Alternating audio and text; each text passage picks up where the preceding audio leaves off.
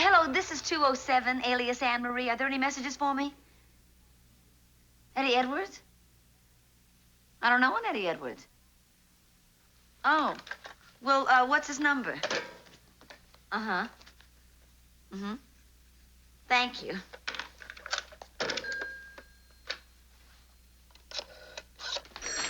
Excuse me, lady. Eddie Edwards Enterprises, Public Relations and Publicity. Mr. Edwards speaking. Oh, hello, Mr. Edwards. My name is Anne-Marie. I got a message to call you. Oh, well, hello, Miss Marie. How are you? No, you don't know me. But I've been such a big fan of yours that I feel like we're old friends. I've admired many of your wonderful performances on television. Which performances did you see? Well, offhand, I can't say because they're too numerous to mention. But I made a mental note of your name as someone that my organization would like to represent. I finally got up the courage to call you. Well, what would your organization like to represent me for? Publicity. I believe that with the proper handling, you could become one of the important actresses of our industry. Oh, Mr. Edwards, I'm very flattered, but, well, I don't really think at this stage of my career I can afford a publicity agent. Oh, Miss Marie, don't reject me until you've heard me out. When might we get together to discuss it in person? Oh, well, I guess I could come up to your office tomorrow morning. Office? No, not my office. It's too hectic. Like meeting in a phone booth. Would you excuse me? My other phone is ringing. 1 minute, lady. 1 minute, please. Miss Marie, why couldn't I come up to your apartment this afternoon? Oh, this afternoon? Oh, well, sure, why not? Yeah, excuse me, 1 minute. Lady, I'm trying to make a living! Hello? Now, I realize that the funds of struggling young actresses are limited. So, as a gesture of good faith, I will take you on as a client for, say, $300 a month. $300 a month? You have a point there. How about $175? Oh, Mr. Edwards, I'm very sorry, but I'm sure a good publicity agent is worth every cent. Oh, hold it. Let me show you the power of faith. How's $100 even with a 6-month firm contract? It's very tempting. With an introductory trial period of 1 week for $10? For $10? Is that incredible? Well, what do you say? I say, it's a deal. And I'm thrilled. And I look forward to a long and happy association. So do I. Well, what do we do first? First, we pay the $10. Would you mind taking it in change?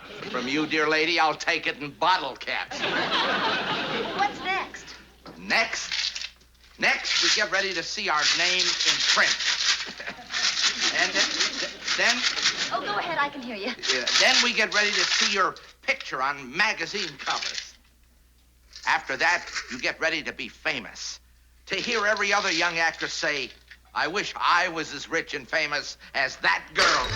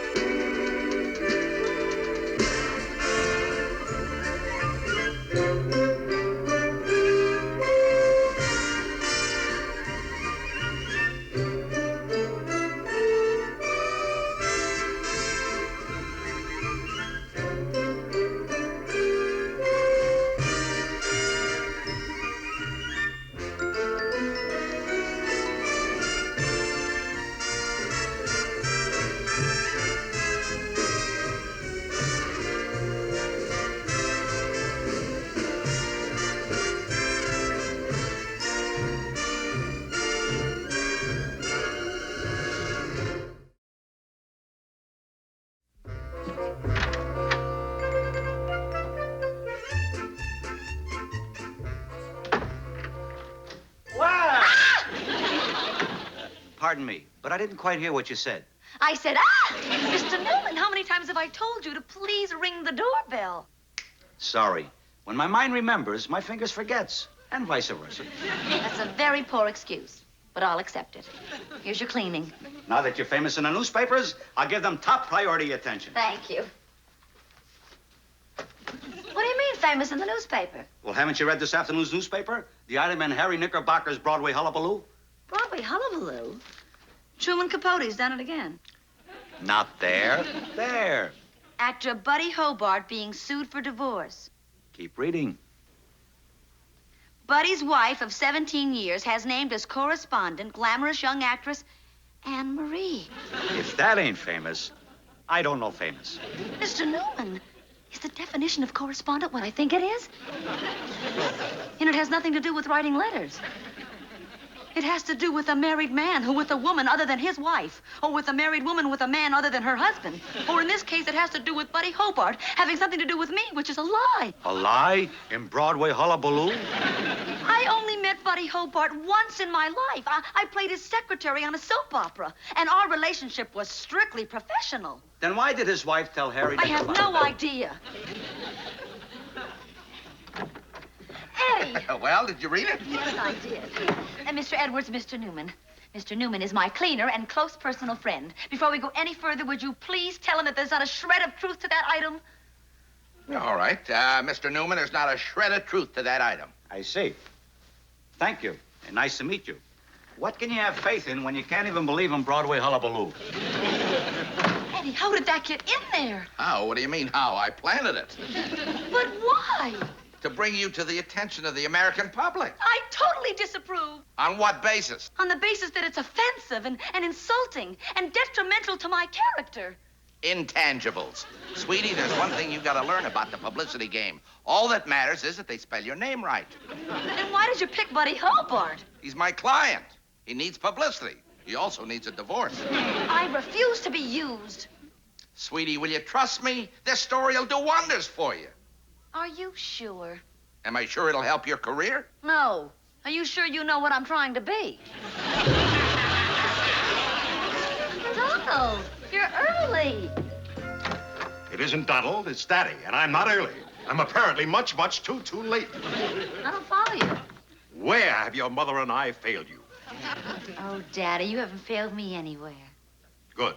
Now that that's settled, are you playing hanky-panky with Buddy Hobart, or are you not? I certainly am not. Had you played hanky-panky with Buddy Hobart in the past? No, I have not. I see. You forgot to ask me if I plan to play hanky-panky with Buddy Hobart in the future. Do you? Certainly not. And may I state for the record that you've deeply hurt me. Who, me? You assumed I was guilty until proven innocent, rather than assuming I was innocent until proven guilty. I did not. I merely asked a few casual questions. Oh, come on, Daddy. You practically accused me. On pure circumstantial evidence, you convicted me and branded me a scarlet woman. It's no more than any father would do. And for your information, the item about Buddy Hobart and me was strictly a publicity stunt, planted by a professional publicity agent. Well, couldn't he think of something wholesome to say? Like what? You mean you haven't done anything wholesome lately? Excuse me. Hi there. How's my favorite correspondent? Fine.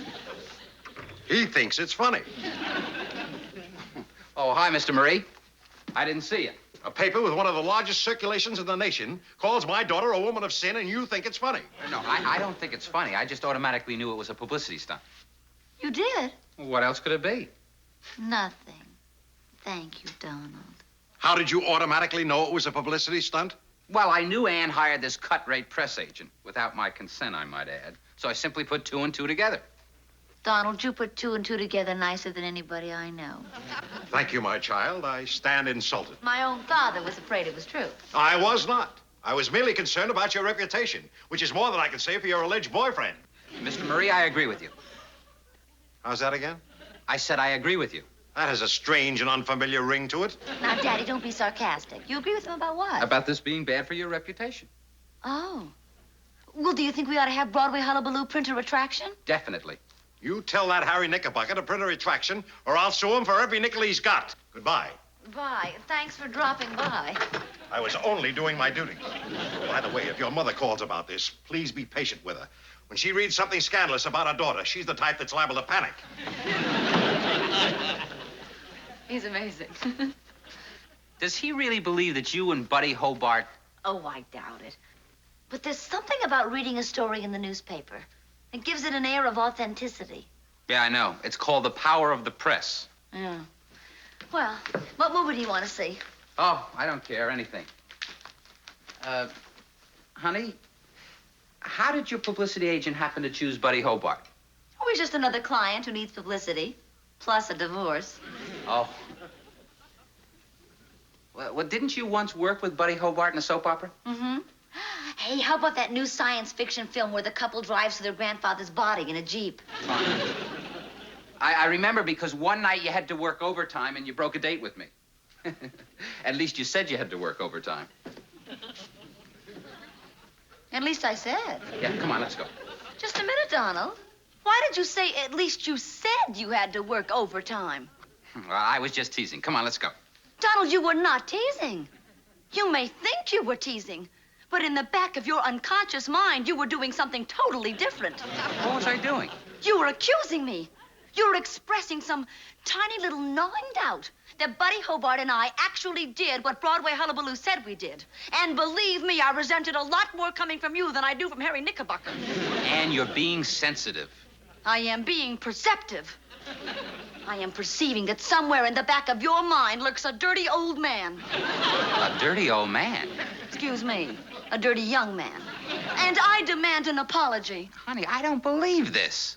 Neither do I. I'm shocked, humiliated, mortified, chagrined, and shocked. You already said that. I repeated it for emphasis.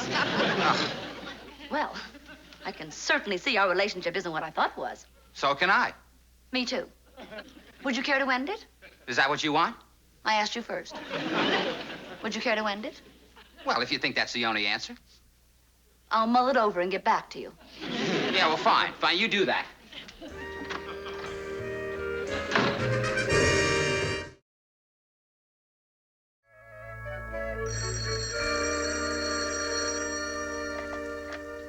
Hello. Speaking. I'm fine. How are you? And who are you? Who? Buddy Hobart's buddy? No, of course he's not here. And he never has been here. Yes, I'm all alone. And would you please do me a favor and slap yourself in the face? Of all the nerve.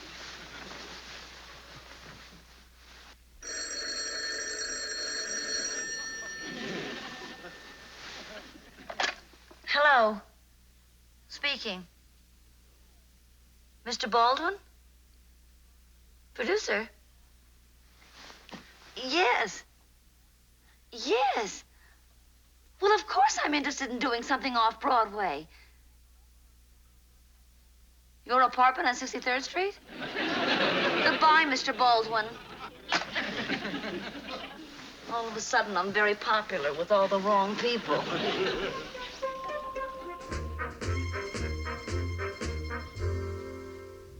Oh, come on, Donald. In the spirit of compromise, crawl over on your hands and knees and beg my forgiveness. Thought waves. Hi. Remember me, Buddy Hobart? Oh, of course I remember you, Mr. Hobart. And if I didn't, I'd have been reminded by yesterday's Broadway hullabaloo. Well, the telephone was so busy, I motored over to chat with you in person. What did you want to chat with me about? Well, I wanted to find out if you were remotely upset by that story about us in the paper. Well, as a matter of fact... What? No, I knew nothing about it. Neither did my wife. The only ones who were in on it were Eddie Edwards and Harry Knickerbocker's leg man, who's Eddie's second cousin. That figures. May I come in? You're in. Well, you see, Eddie asked me who I thought in recent months was the prettiest actress I had worked with, and I said, you were. Oh, really? Well, I can hardly be too angry with you for that, can I? Won't you sit down? Thank you. Unfortunately, Eddie's method is, and I quote, "Fruit schmooth as long as they spell the name right." I know, he told me. Well, you have to admit, he works cheap. Yes, he does. Once had a press agent I paid $1,000 a month. You're kidding. But those were in the days when they wanted the leading men to be strong, virile, manly. Nowadays, with all the long hair and ruffled shirts, it's hard to tell the leading men from the leading women. Oh, I agree with you. I know exactly what you mean. Do you? Is it possible with one as young as you, there could be some spark of empathy with one such as I? Well, why not? What's wrong with one such as you? Nothing. Do I make you nervous? No, not really. Oh. Oh, but I'm not nervous. I just meant that I wasn't frightened. Marvelous eyes. Black. Oh, thank you. With the look of a woman. Vibrant, touching, exciting. Perhaps too much woman. I remember that. You said that during the Revolutionary War to that sweet little Indian girl. Or was that Leslie Howard? Leslie Howard was before my time. Oh, sure, mine too. You know, I always do that. Whenever I remember stars, I remember them in lumps. Lumps. Cute. Those eyes. No. I'm sorry. No. You were the sheik in the desert, and you rode up and you kidnapped the leading lady, and you threw her in your tent. Oh, the way you rode that horse. And the lady in black has been visiting my grave ever since. That was Rudolph Valentino. I'm so sorry. Well, don't be so sorry. There was some resemblance. Oh, but my wife gets mixed up, too. Boy, does she get mixed up. That's why for the past 9 years, we've toyed with the idea of getting a divorce. You've toyed for 9 years? What holds us together is the fear that we'll have nobody to throw the furniture at. How about Eddie Edwards?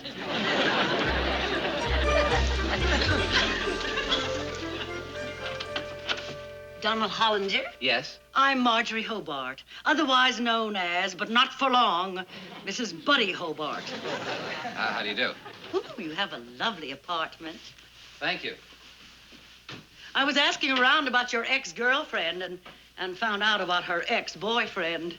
Are you talking about Anne-Marie? Mm-hmm. Oh, is this her? Yes, that's her picture. She's cute. And so are you. Mrs. Hobart. Marjorie.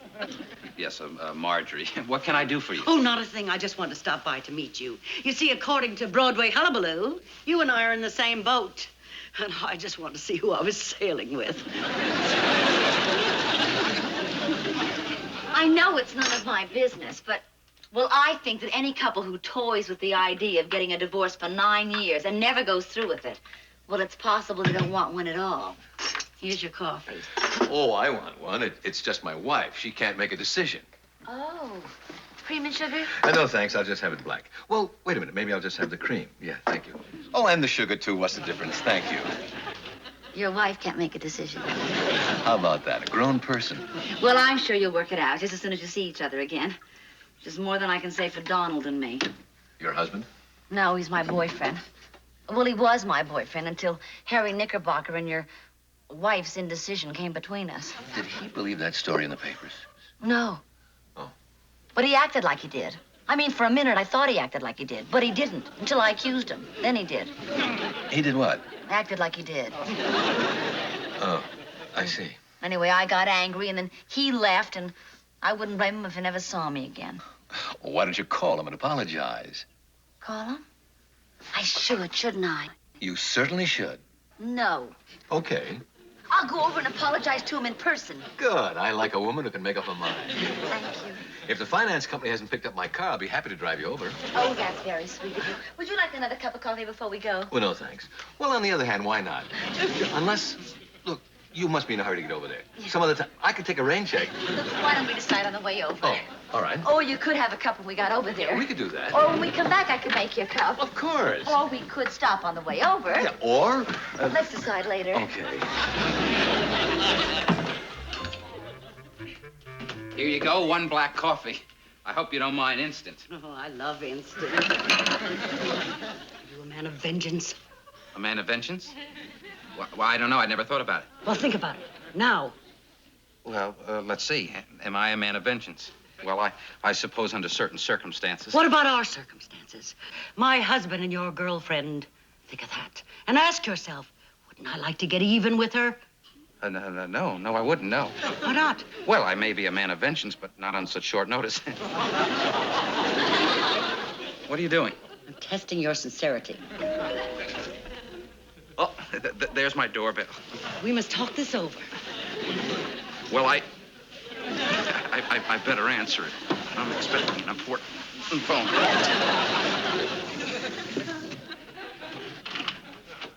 Oh, Donald, I'm so sorry. From the bottom of my sorry heart, I beg you. Miss Anne Marie, Mrs. Buddy Hobart. Hello. Goodbye. Wait a minute. Let me explain. There's nothing to explain, Donald. Couches speak louder than words. Don't you see what you're doing? Yes, I'm trying to get out of here as fast as I can. You're accusing me of something I haven't done, just as you accused me of accusing you. There is a big difference. I accused you of accusing me from something in the newspaper. You're accusing me of accusing you from something in the flesh. Hi, Don. I'm Buddy Hobart. What are you doing here? Getting acquainted. What are you doing here? He generously offered to give you his word of honor that he and I never... Oh, forget it. Oh, no. Wait a minute. We're going to stay here and discuss this like adults. Fine, like adults. Okay, who wants to start? I do. Marjorie, how would you like a belt in the mouth? Try. See? What did I tell you? And she's got an arm like Sandy Koufax. Get away from them. Stand in the clear, buddy. I suppose you were plotting revenge. No. Yes. She was. I wasn't. Then why did you invite her to your apartment? He didn't. I came on my own. I don't believe you. You're just saying that to be gallant. And men say things to be gallant. Some men. Other men cheat on the wives they've been married to for 17 years. I never cheated on you, ever. And I've never cheated on you. I think we're making progress. Take that. Take that. That's the way we get our exercise, all right. Buddy, don't! This isn't your furniture. Sweetheart, didn't you hear? It's not our furniture. He called her sweetheart. Oh, Mrs. Hobart, your husband called you sweetheart. He loves you. Since when? Since always.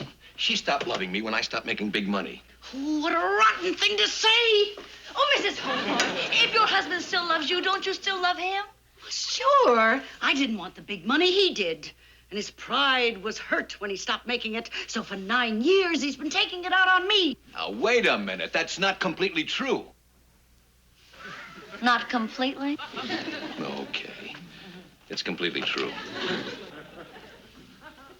Donald, do you know what I think? I think this couple doesn't want a divorce at all. I think this couple wants to make a fresh start, to try again, hand in hand, heads held high against the storm, strong in their love, firm in their resolve, and dedicated to the proposition that all men are created equal. And What? A, you're overacting, and B, that's the Gettysburg Address. Oh. You think it'd be more effective if we just left? Yeah, I think so. Bye. Honey. Excuse me. Oh, you won't need that. You won't need that.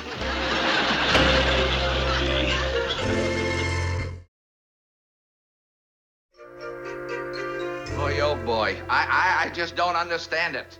Why do you want to fire me now? Didn't Harry Knickerbocker print a nice retraction? Yes, but Well, see? The ball is already rolling. You can't quit now. I'm sorry, but What's sorry? For $100 a month, you'll be a big star. I can't afford it till I am a star. Okay, $50. Hey, listen, $35 plus 6% of your gross income. Net income? Eddie, it's no use. Can't you see the lady's made up her mind? Why don't you just give her $10 back, and in return, she'll drop the libel suit against you?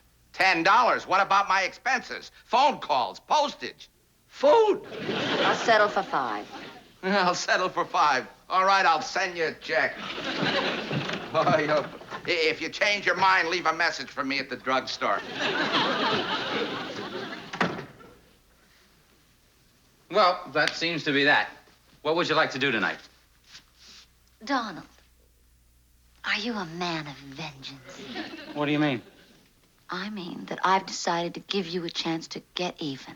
Now, wait a minute, Ann. Control yourself. Now, Donald, don't try and stop me now when I'm so excited. What are you going to do? I'm going to take you over to the Hobarts and we're going to break all their ashtrays.